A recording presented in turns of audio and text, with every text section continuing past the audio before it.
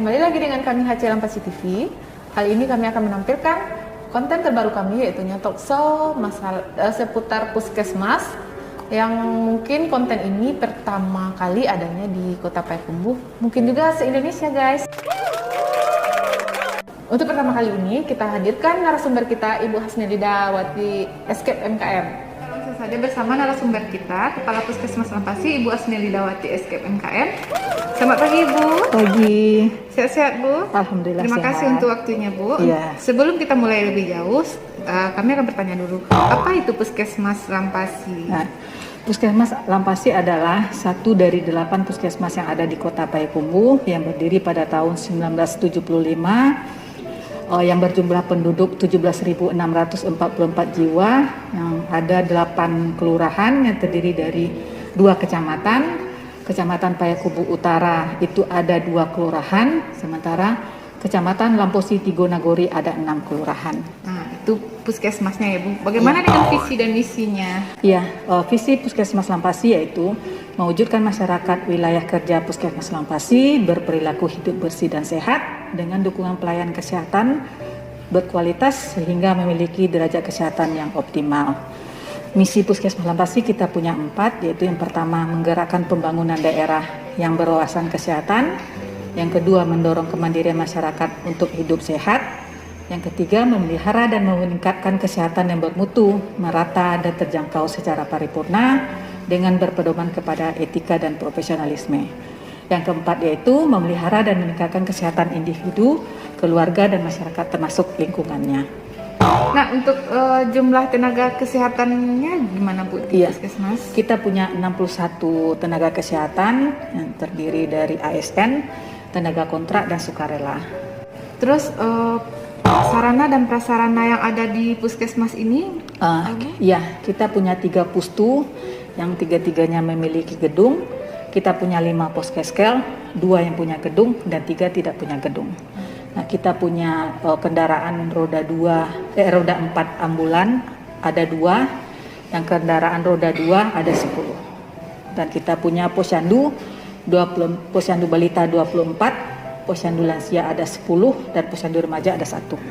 Nah, kira-kira ada kekurangannya untuk sarana dan prasarana di puskesmas kita? Iya, karena kita masih memiliki 3 puskesmas yang 3 poskeskel yang belum memiliki gedung. Kita berharap 3 poskeskel tersebut memiliki gedung sehingga lebih optimal pelayanan kita di wilayah. Nah, kalau di puskesmas itu kan biasanya ada program ya Bu. Nah, untuk di Lampasi sendiri apa-apa aja program yang diterapkan? Iya, kita punya inovasi, yaitu pertama klub Andakara, yaitu klub Prolanis. Yang kedua kita punya Grebek Jumat, yaitu screening kesehatan PTM pada bapak-bapak saat sholat Jumat, yang mana bapak-bapak ini paling susah untuk datang ke Posbindu. Nah, di sini kita punya inovasi supaya bapak-bapak juga terdeteksi kesehatannya. Nah, kita punya Anjali antar jemput persalinan, yaitu 24 jam bisa dari kota dan kabupaten juga kalau mereka mau melahirkan di puskesmas kita. Nah, terus kita punya one stop service, yaitu pelayanan HIV dan TB pada satu tempat, mulai dari pelayanan sampai pengobatan. Jadi pasien TB dan HIV itu tidak lagi harus mendaftar, antri, terus ikut lagi gabung di rawat jalan, enggak. Jadi untuk menjaga privasi juga, akhirnya mereka cuman datang ke satu ruangan di one stop service. Akhirnya terlayani mulai dari pendaftaran sampai pengobatan. Nah, terus kita punya Labero, layanan berhenti merokok. Kita juga punya Kurma, akupresur mandiri, untuk pelayanan akupresur, pelayanan pengobatan tradisional. Itu untuk program ya Bu ya? Iya. Nah, untuk pelayanan yang ada di puskesmas kira-kira apa aja yang ada? Iya, kita ada pelayanan dokter umum, ada dokter gigi, terus kita pemeriksaan IVA untuk mendeteksi kanker rahim. Kita punya pelayanan KB, kita juga punya pelayanan kesehatan ibu hamil, kesehatan reproduksi dan calon pengantin. Kita ada imunisasi bayi, laboratorium, pelayanan gawat darurat, pelayanan persalinan 24 jam, pelayanan sanitasi, pelayanan gizi dan konsultasi gizi, pelayanan farmasi dan konsultasi obat. Kita punya klinik PTM dan lansia, dan kita punya juga LKB, layanan komprehensif berkesinambungan untuk mendeteksi HIV/AIDS. Gitu. Terus Bu, yang banyak ditemui penyakit-penyakit apa kira-kira yang di puskesmas ini? Yang paling tinggi itu hipertensi sama ISPA. Hipertensi dan ISPA. Nah, untuk puskesmas itu kan terkenal Bu, ada posyandu gitu ya Bu ya. Iya. Nah, untuk di puskesmas kita ini ada berapa macam mungkin Bu? Posyandu, lansia, balita atau apa gimana? Kita punya posyandu balita itu 24, kita punya posyandu lansia ada 10, dan kita punya posyandu remaja 1 percontohan. Dan ini kalau seandainya bagus untuk penjangkauannya dan bantuannya perpanjangan tangan untuk puskesmas, nanti kita akan tambahkan lagi nanti buat di kelurahan lain posyandu remajanya. Oh iya. Nah, untuk posyandu remaja, balita dan posbindu ini tersendiri kan pasti ada kadernya ya Bu ya. Iya. Bagaimana cara atau mekanisme dari puskesmas untuk meningkatkan sumber daya manusia dari kader tersebut? Kita ada laksanakan refreshing kader sekali setahun itu dengan dana BOK, yang mana nanti kita ulang-ulang lagi kepada kader tersebut memberikan materi tentang bagaimana tahapan saat posyandu balita, dan nanti kita adakan lomba lagi kepada kader tersebut untuk menggali lagi mereka apakah mereka masih ingat tahapan-tahapan posyandu tersebut. Ya.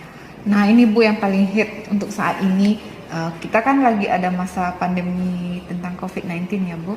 Bagaimana cara puskesmas Lampasi untuk menghadapi KLB ini Bu? Ya, yang pertama kita bentuk tim gugus tugas yang diketuai oleh Bapak Camat. Setelah tim tersebut dibuat, yang terdiri dari anggotanya itu ada Babin Kantipmas, ada Babinsa, kelurahan, dan tentunya kita sendiri tenaga kesehatan yang tergabung dalam tim gugus tugas tersebut. Nah, dalam pelaksanaannya kita buka posko kemarin itu di puskesmas untuk menjangkau masyarakat yang datang dari luar daerah zona merah ataupun mereka yang bepergian ke daerah zona merah. Nah, mereka harus wajib lapor dulu ke posko, dan pastinya kita suruh mereka untuk mematuhi protokol. Saat misalnya harus karantina, ya karantina dulu. Dan kalau seandainya kita ada positif ditemukan di wilayah kita, pastinya kita tracing ke wilayah mana kontak erat dari mereka yang positif tersebut gitu. Dan dibantu oleh surveillance juga sama pembina wilayah. Ya, seperti itu ya Bu ya. Untuk terakhir ya Bu ya, bagaimanapun kita dalam memberikan pelayanan sebaik apapun atau kita merasa udah memberikan pelayanan yang prima, tapi tentu saja selalu ada komplain atau kurang senang dari masyarakat. Nah, bagaimana mekanisme dari puskesmas kita untuk menghadapi hal yang seperti itu? Iya, kita punya unit layanan pengaduan yang mana masyarakat bisa memberikan saran dan masukannya ataupun komplainnya kepada puskesmas melalui kotak saran. Kita ada di puskesmas dan di Poskeskel dan Pustu kita punya. Jadi masyarakat bisa menyampaikan komplain tersebut melalui kotak saran, SMS Center, ataupun melalui media sosial lainnya seperti Facebook ataupun IG kita juga punya. Nah, setelah saran dan masukan tersebut direkap sama pengelola unit layanan pengaduan, nanti disampaikan sama WLP ke tim mutu. Nah, tim mutu lalu mendiskusikan hasil tersebut, hasil saran dan masukan tersebut, dan setelah itu disampaikan ke unit terkait. Nah, kalau seandainya pas saat merekap itu ULP menemukan ada komplain dari masyarakat, itu harus kita tindak lanjuti saat itu, kita harus tindak lanjuti saat itu. Tapi kalau seandainya belum butuh waktu yang cepat, kita diskusikan lagi ke tim mutu. Oke Bu, satu lagi aja Bu. Apa saran dan apa yang ingin disampaikan kepada masyarakat khususnya di wilayah kerja Puskesmas Lampasi ini? Ya, Baiklah kepada masyarakat, sekarang kita masih pada masa pandemi, yaitu di era new normal, yaitu terdapatnya gelombang kedua peningkatan kasus hari ini. Jadi kita harapkan semua masyarakat tetap patuhi protokol kesehatan, yaitu memakai masker, mencuci tangan, dan tetap menjaga jarak. Karena kasus ini belum berakhir. Jadi diharapkan partisipasi masyarakat semua untuk tetap mematuhi protokol kesehatan. Oke. Terima kasih Ibu, sekali lagi terima kasih untuk waktunya, dan semoga kita sehat selalu tentunya ya Bu ya. Ya, amin. Oke guys, itu dia konten kita untuk hari ini. Kembali lagi dengan konten berikutnya dengan tema yang berbeda. Tentu saja boleh silakan tinggalkan saran atau apa yang ingin dibahas untuk konten selanjutnya. Sampai jumpa. Jangan lupa like, share, and subscribe ya. Dah.